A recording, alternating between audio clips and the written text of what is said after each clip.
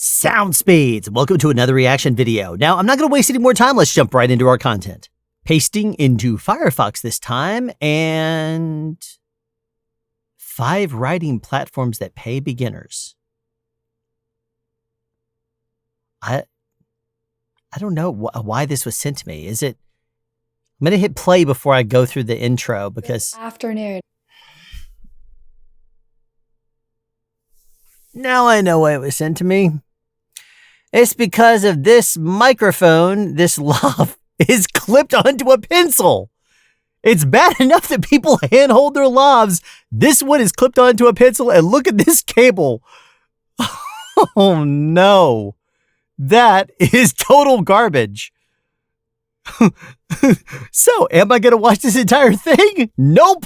Going to try a second video, and hopefully this one's going to be better. Okay, what is a boom operator? This is a better one. Okay, so this one's called What a Boom Operator Does on Set, Crew Breakdown. It's released on the In Depth Cine YouTube channel with 415,000 subscribers, and it was released 2 years ago and has, as of right now, 24,000 views, 1.4K upvotes, and 12 downvotes. So let's go ahead and check it out. I'm going to zap past this opening ad. In this series, I go behind the scenes and look at some of the... Those are from Living in Oblivion. Jobs. That's what all these clips are from. Behind the scenes videos on filmmaking, it's a fun movie. This person holding this contraption.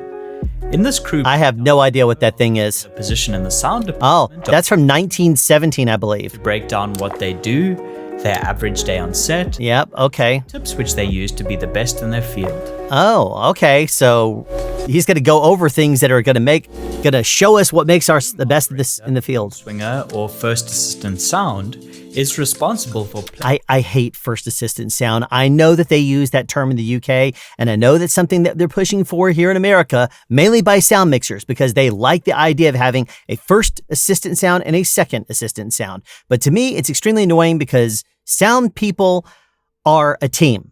We're not all assistants to the sound mixer. We're a boom operator, a sound utility, and a sound mixer. Why don't we just call the sound mixer the first sound? I mean, it's just a ridiculous thing. Anyway.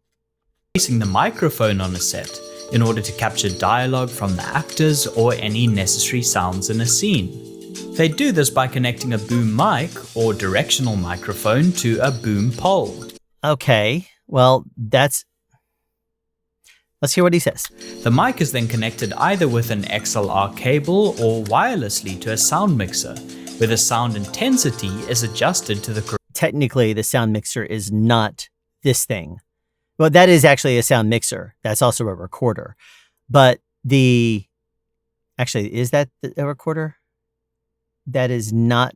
Yeah, it is the recorder. Okay, I had to look at it. There's a recording feature right there. This is an old 442, is it? Or a 550? This is a 552. It's been such a long time. Anyway, technically the sound mixer is the job. And this is a recorder. Just like if you were to go into a recorder, then it would be into a mixer. The mixer is actually technically an interface. So not really a mixer. The mixer is the person. Anyway, whatever. Correct level. On feature films, this mixing is done separately by a sound recordist who heads the department and is responsible for recording all the audio and delegating the positioning of the mic to the boom operator. However, okay, that's not wrong. The delegating, okay, that's a weird way to word it, but technically right, I guess. For low budget features, TV shoots, documentaries, or some commercials. Yeah, I'm Deadpool. Okay, I'm not going to watch their ad. It's really annoying when you're a minute and 20 some odd seconds into the video and they put a mid-roll ad. I hate that stuff. And if this happens to me more times, I'm going to zap out of it. In Depth Cine, you should be ashamed of yourself for doing that. The sound recordist and the boom swinger is sometimes performed simultaneously by one person. That is a true statement. That is more ENG and very low budget type stuff, though. The microphone usually needs to be placed as close as possible to the actors.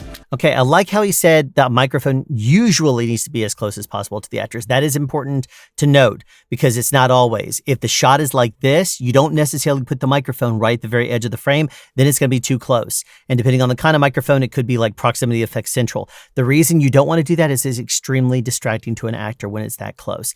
Another note on that is that even if you're using, depending on the microphone, if it's too close to the edge of frame, you might even need to back it off a little bit more than what you would normally think. It's provided that your noise floor is, working with you and you don't have too much background noise. The reason why is because sometimes it sounds too close and you want to back off to make it sound more natural. Another thing is, if you have two people and you're queuing back and forth, you might need to play one person a little farther away than the other if they're loud, for example. So if one person's really loud, the other person's really quiet, you might want to play closer to the quieter person and then cue back to the louder person so that way the level is more even. If there's one person standing, one person sitting, you need to play them evenly as well. So some challenges there. Boom operating is not necessarily an easy thing for you to get. Since film frames have quite a lot of width to them and see a lot of the location, the best way to get the microphone in close to the action without it entering the shot is to attach it to a boom pole. Yeah, and that wide shot that they just showed, chances are with that much headroom, a boom will not play as well as a lav will, and it's going to be done for a real quick, brief moment. That's like this kind of shot right there. It's going to be, you're not going to be able to get the microphone within like 3 feet of headroom. And depending on the angle, if there's a second camera, for example, it may be very difficult for you to get a boom in there at all because of the reflections. They might be shooting two cameras at the same time. And they might, if this were me, I would be pushing the DP and trying to ask if the DP could do this wide shot and anything that's going to bone me later at the same time that's a mirror, like a reflection shot, because we can see that there's reflections in this building. So if there was a second camera that was going to be looking in from the side, then I would try to get that done at the same time as this. That way the two unboomable shots are done simultaneously. Action without it entering the shot is to attach it to a boom pole. Yes, attach it to a boom pole. And use the length of the boom. They are right about boom angling downwards, but this positioning is terrible. They really should Photoshop this outwards or something like that because that looks terrible. Held overhead to position the microphone directly above the actors and outside the top of the frame. For stationary shots without camera movement, this involves finding... This is living in oblivion. And holding... Doesn't the boom operator look like a total trippy guy? Well, there's a few scenes that directly pertain to the boom operator. It's pretty funny in the movie, and it's pretty accurate. If you've never seen this movie, Living in Oblivion, then check it out sometime. It's funny because if you are working in the film industry, within 20 seconds of seeing a character on screen, you're going to know what that person's role is instantly. You know exactly what they do on the show, and you know exactly based by what they do and what they say. It's really kind of cool if you work in the industry because you just naturally know them. It throughout the take. Sometimes for long documentary interviews, this can be done with the help of a stand. I love how this stand is not matching the perspective. That's one thing I've noticed is that they're not matching the perspective. Like the microphone is angled right where you would want it to be. I mean, right at the face. But its perspective is so weird because I would actually try to opt to put a microphone closer in here. And I mean, I know why they're doing this because he's talking about putting it on a stand. This is for an interview. You put a microphone on a stand using something like a boom boy or something. However, for shots which involve camera movement or okay, this is annoying to me because the microphone is over the camera. If you're going to show this and freeze them together, then at least put the microphone over top of the actor. I understand the purpose. I understand why you're doing this because you want to show that this particular boom operator is moving along with the camera operator and the actor. Actor is sitting. This camera operator looks like they're sitting also because they're lower than the boom operator. So, I mean, it's whatever. It's just so weird to me, the way that they have the boom operator angled in, boom operator. I would at least put the microphone over the actor. Plain and simple. That's it. Actors that are moving and talking, the boom operator is tasked with performing a kind of dance. They need to move tighter or wider as the camera... Okay, so that boom right there has a transmitter, obviously, at the end because you say there's no cable on there. So, this is a Steadicam on top of some sort of either a rickshaw or like an electric vehicle of some sort. Probably more of a rickshaw. But anyway. Always fighting to get them... Oh, actually, you could see the rickshaw. They need to move tighter. You'll see the rickshaw move into the shot right here. Booyah. You can see the small wheel, and there's somebody pushing right behind it. So, always fighting to oh, get the mic as close as possible. okay. This is annoying to me because the microphone is so far away. A lot of boom operators do this. They play really far away. To me, that is not what you do. You would put this microphone closer to the actor. And they're wearing a Rain Man, so obviously there's some rain out there. But this is one of those situations where you want to get the microphone closer. The best way that what I would recommend doing, Or wider. let me see. Camera does. Always Okay. Well, okay. You see how all the lighting is over here, but the sky is like completely diffused. It's obviously been raining a little bit. Everybody's wearing rain gear. Means it's kind of overcast. I would, instead of being over here, I would walk on her right side. So walking back there, and I would walk the same direction she's walking and hold the boom out so that way the microphone is much closer. And you could watch her face and stuff and make sure that you're not casting a shadow or anything like that. That's a much better positioning. I mean, I say that, but then for all I know, she could walk, that direction. She could walk into the frame and the Steadicam swings around, but I would at least opt to do that, all things considered. fighting to get the mic as close as possible while Close as possible, but yet far away making in this sure it never shot. dips into the frame. Oh, yikes. Okay, so someone is holding his cable. This is obviously the utility, and he has the cable wrapped around the outside of the boom pole, and look at this thing clotheslining. That is horrible. He should definitely be better. I mean, if they're walking, I understand going, and having someone page the cable, but this is very old school. You don't do that normally anymore. You go with a transmitter if someone's walking, doing a walk and talk with them. But this is still viable. Just be careful if you're holding the cable like that, because you don't want to end up clotheslining and having it affect somebody and tripping them. And enters the shot. If this happens during a take, the What's with this angle? What's with this angle that they photoshopped in over this actor? That's so annoying. DP, director, or first AD will often call Angle it towards the actor's face. It's all over my frame. while the act of operating the boom during filming is their primary responsibility. Okay, you got to be careful. Obviously this is a pro because I can tell because of the Sinella, the Sinella microphone and it's a Shep's microphone and in a Sinella mount. But you can see the boom shadow right there, which indicates to me that the camera is not over here. The camera's probably over there shooting back. So boom, the microphone shadow is way out of frame. Operating the boom during filming is their primary responsibility. There are also some other tasks that boom swingers need to perform. Oh, goody. Tell me all about it. Captured by two different types of microphones.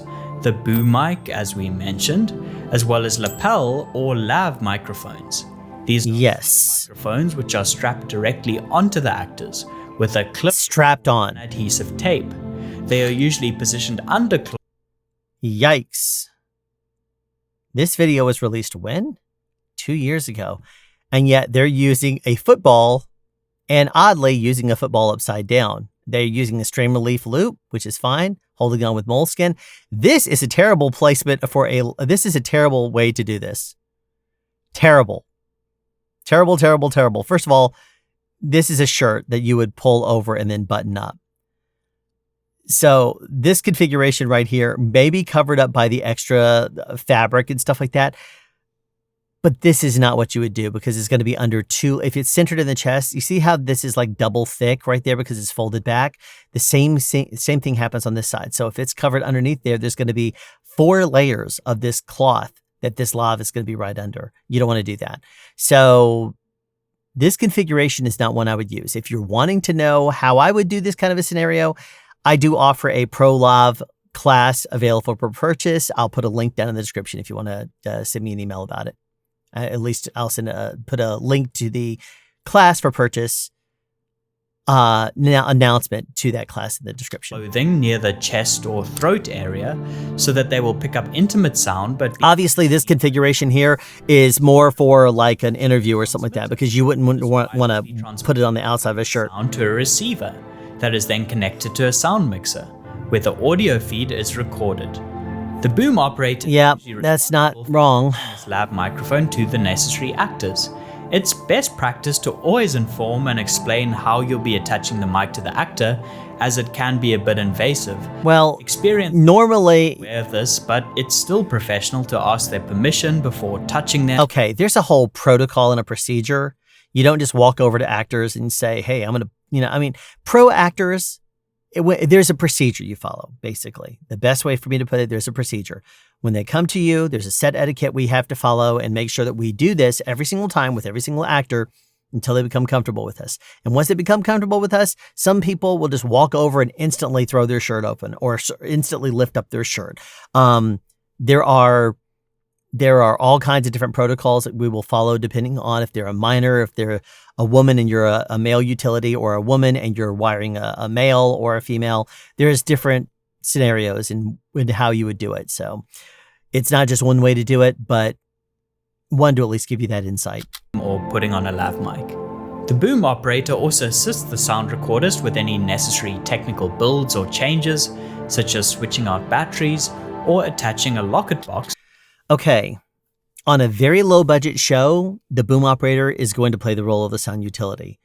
I really hope that they go into a sound utility as well, because the sound utility is the person that would technically do all this.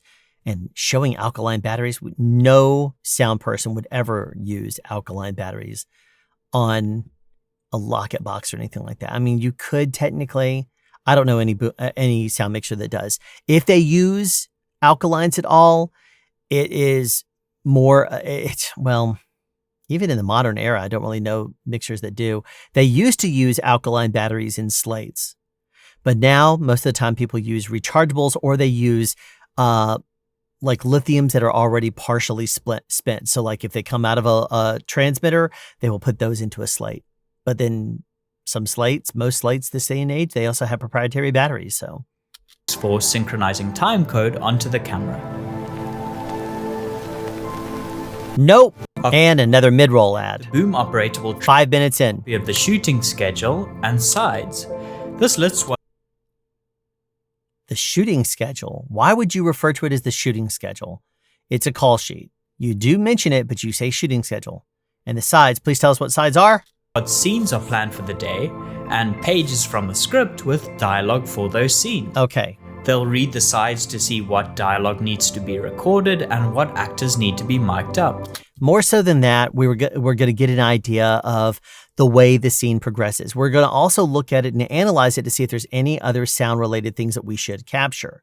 Not just the dialogue, there could be other sounds that we need to get to. If there's direction, for example, that talks about something in particular, we might end up putting a lav as a plant someplace to catch that sound. We could end up doing a wild sound of something, some sort of a noise. That way the post has a shot of it later. You know, there's a whole bunch of different reasons, but we're going to figure that out by analyzing the script. We're going to watch the rehearsal, determine what they're doing and how, and then analyze the script accordingly. They'll replace the necessary batteries and make sure everything is charged up and ready to go. The boom operator or sound recordist may test that their audio feed is getting transmitted to VT and hand out a pair of headphones and receiver to the director for them. Not just the director, script supervisor, producers, everybody basically that would be at Video Village. If they are above the line especially, plus the script supervisor. And if there's any actors or something like that are on set that want to listen, they can. I mean, some people would also get it like the first AD might. Sometimes DPs want them. The key second AD or second rather would get it. I mean, just various different people will listen. And if you're doing like a process trailer, insert car work, then it would be one of those things where there may be camera people that need it, so that way they can use it for focus cues. To monitor the sound during takes. The boom operator will mic up any actors in the scene that have dialogue. Again, sound utility does this, not necessarily the boom operator. Changing their gear, such as using a blimp or a dead cat, as it's called, to cut out wind. Two different things. A blimp is the actual frame on the inside. The dead cat is the outside thing that goes around it that acts for wind protection. This here is a dead cat around a blimp. Those terms are not interchangeable. Recording a scene outdoors. They'll find out the lens that the camera is shooting with or take a peek at the monitor to see how wide the frame is and how close they can position the boom without getting it in shot. Once ready. Okay, some boom operators will actually use a monitor that's mounted to their wrist, and they will get a feed from the DIT or the video village people or the video playback person, and they will see what's going on the frame, so that way they don't need to look at the monitor. That is a more modern approach, and there's different systems that do that.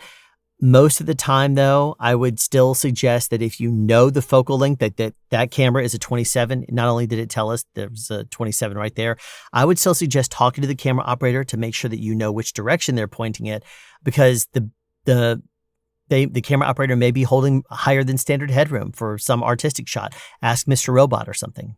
To record a take, the first AD will call, All right, roll sound. speed. I hate that they do that this way in Living in Oblivion. So you see that the sound mixer says speed. That doesn't really happen this way anymore. Most of the time, the sound mixer will roll it, and they will slate it, and the boom operator will be the person that yells sound speeds on set, or speed. Just depends. The sound mixer doesn't normally do it because they're usually pretty far offset. And the sound recordist will begin rolling. Then the cameras will roll. Roll cam. Rolling. The boom swinger will then move the mic over Hate that you call us a boom swinger. Boom operator. so that it's directed at the second AC, who will announce the information on the clapperboard. Oh, geez, this is so old. I mean, this is seldom done this way anymore. They'll do that sometimes overseas. That might be the reason why this guy does have an accent. It doesn't happen that way. Most of the time, it doesn't happen that way because let's just say that the sound recordist records and yells out speed. You still have to know what is going to be on the metadata, and it's better for you to know that in advance, so that way you don't have to change it in the middle of the take or keep track of it and then add it after the fact. You would want to find out what it is. See how it says scene 6, take 2? Well, if that's written on the slate, you know the camera department's going to know it, but it's also the sound department's responsibility for knowing that information as well. This is not a smart slate. So what you need to do is have the sound mixer verbally slate it. That's the best way to do it, because the sound mixer verbally slating it will mash the metadata, and then when the slate comes up, it is the first or the second AC will just slap the sticks. It'll say, A camera or B camera, and then marker, slap the sticks. It really annoys. I mean, I understand the reason why they're doing this, and technically it's not wrong. It's just not the best way, and this is not the way we do it in America. 6, take 4. And then give it a clap. At least anymore. The editor has a point where they can sync the sound with the video.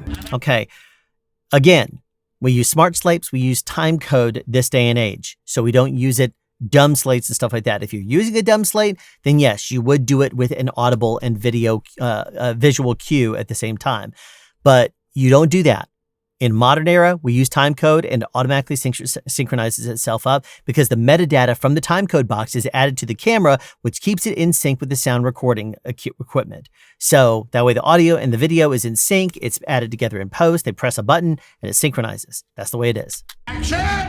The boom operator will then quickly position the boom above the actors and be ready to begin recording dialogue. They always wear headphones while recording. Not always, but that is the best way to do it. There's in the video that I did on this channel, the reaction to 4 sound videos, the first video of that, the boom operator is not wearing headphones. It is actually more of an international thing. Sometimes it's done internationally. It is highly suggested and highly recommended that you wear headphones, though. Some people are like, oh, well, you don't do that. The reason you want to is because there's no other indicator of what you're recording down through your microphone. What if there's a glitch? You will not be in communication with the sound mixer. What if the recorder ends up locking up and it makes a high-pitched sound? What if there's an issue? What if the sound recordist doesn't press record too early? How in the world are you going to hear them say speed if they're way offset? How are you going to hear them slate? You're not going to be able to tell them what it is or hear their returns unless you have headphones on. It's very important to wear headphones. Which can help them to position the boom further away, closer, or at a different angle to get the best possible sound. When recording sound, the default rule is to usually capture whatever audio is present on screen.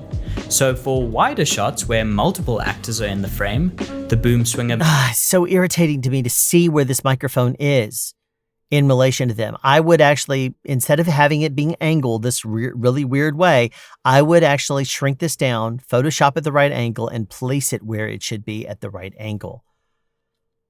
They alternate and move the boom closer to whoever is speaking, And he shows it moving, but he doesn't have it angled correctly. Great.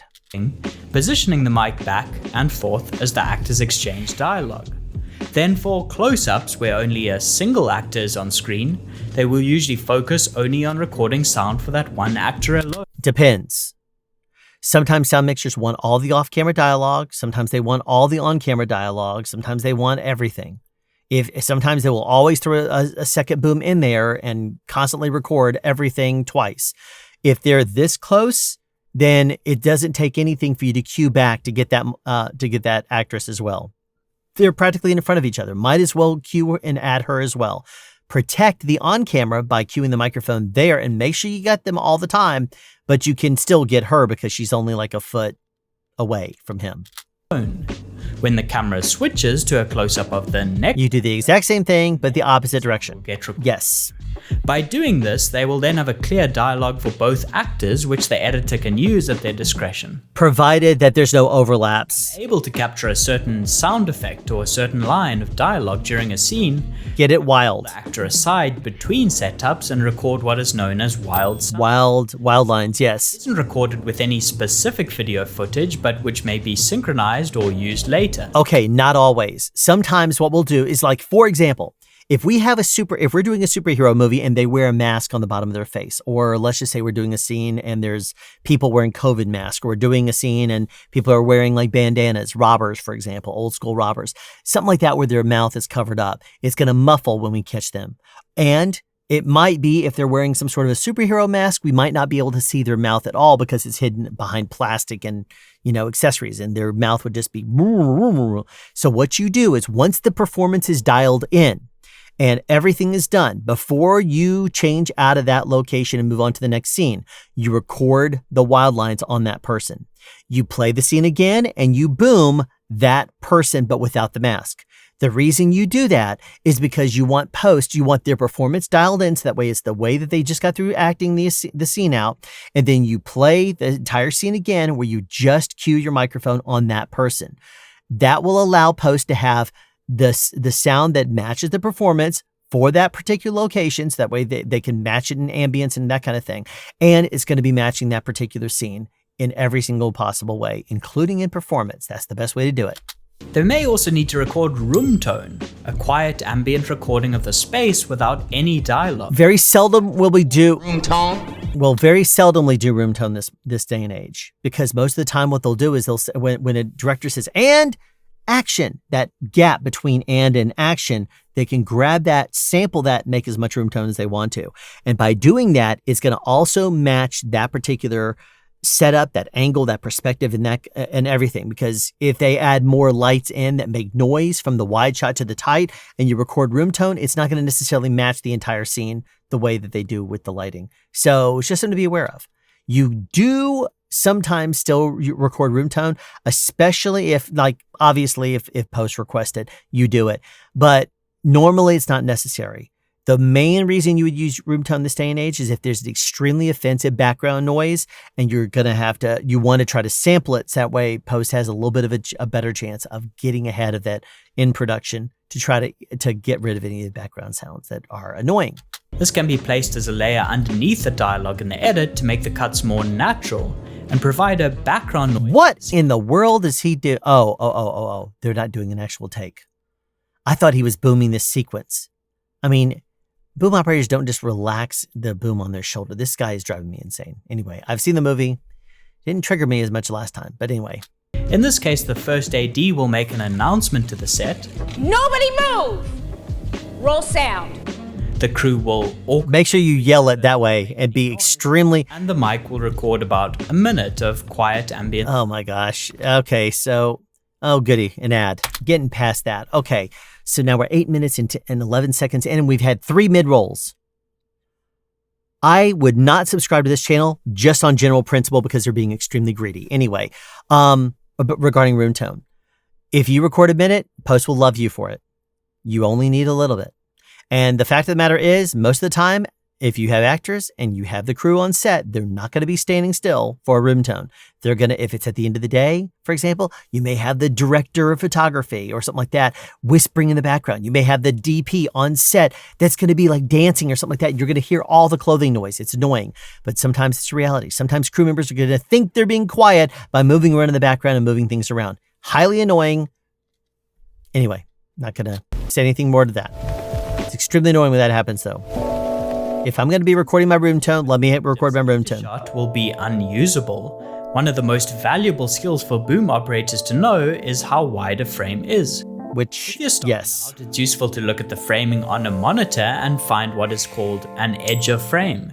This could be a marker on the set which indicates what is in or out of shot. Yo, I asked for frame line. As boom operators become more experienced, they'll begin to learn focal length sizes. Okay.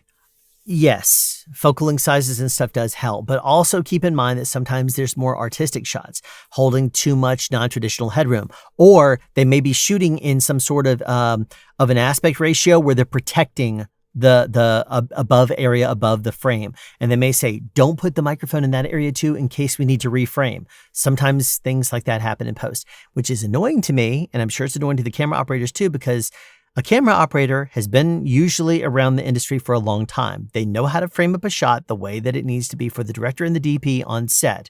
Reframing it later, unless it's done for VFX purposes, is kind of insulting to them, at least to some operators I've talked to. And be able to place the boom without needing to look at a frame.